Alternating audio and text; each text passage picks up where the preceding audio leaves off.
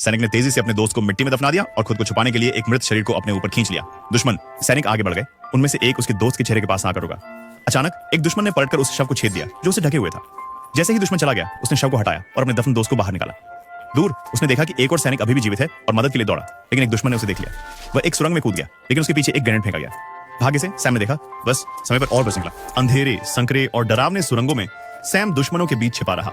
वहां उसने एक घायल दुश्मन सैनिक को पाया, लेकिन उसे मारने के बजाय सैम ने उसके घावों का इलाज किया। दुश्मन ने अविश्वास में उसे देखा। रात होते ही सैम सुरंग से बाहर निकल आया और जीवित सैनिकों की खोज करता रहा। अपने कमजोर शरीर के साथ भी वह बुरी तरह से घायल पुरुषों को मौत के मुंह से खींचता रहा, यहां तक कि दुश्मन सैनिकों को भी।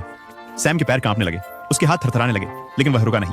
उसका दोस्त अभी भी मदद का इंतजार कर रहा था। उसने प्रार्थना की, अब बस एक और, कृपया मुझे एक और बचाने दे। एक और सैनिक को बचाने के बाद उसने फिर से प्रार्थना की, बस एक और। खुरदुरी रस्सियों ने उसके हाथ बुरी तरह काट दिए थे, पर घायल लोग एक एक करके चट्टान से नीचे आते रहे।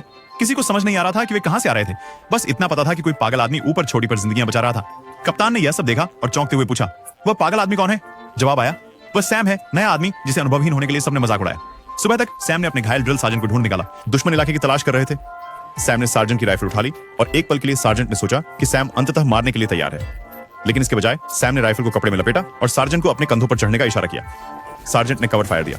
जैसे ही वे चट्टान के किनारे पर पहुंचे, सैम ने उसे पहले नीचे उतारा। जैसे ही सार्जेंट जमीन पर पहुंचा, वह कप्तान से चिल्लाया, सैम अभी भी वहां ऊपर है। अगले ही पल सैम फिर से प्रकट हुआ, इस बार अपनी पीठ पर एक और घायल सैनिक को ले जाकर। दुश्मनों ने उसका पीछा करने की कोशिश की, लेकिन मित्र सैनिकों ने कवर फायर दिया। सैम बच गया। जब आखिरकार उसे बचाया गया, तब भी उसका मन था युद्ध क्षेत्र में फंसा हुआ था। वह ठीक से खड़ा भी नहीं हो पा रहा था। कप्तान ने धीरे से पूछा, क्या तुम्हें चोट लगी? सैम की आंखों में आंसू भरे। वह एक शब्द नहीं बोल सका। सभी सैनिक मौन खड़े, उस नायक का सम्मान करते हुए जो नर्क से वापस आया था। सैम को शायद खुद भी इसका एहसास नहीं था, लेकिन उस रात उसने अकेले 76 जिंदगियां बचाई थी।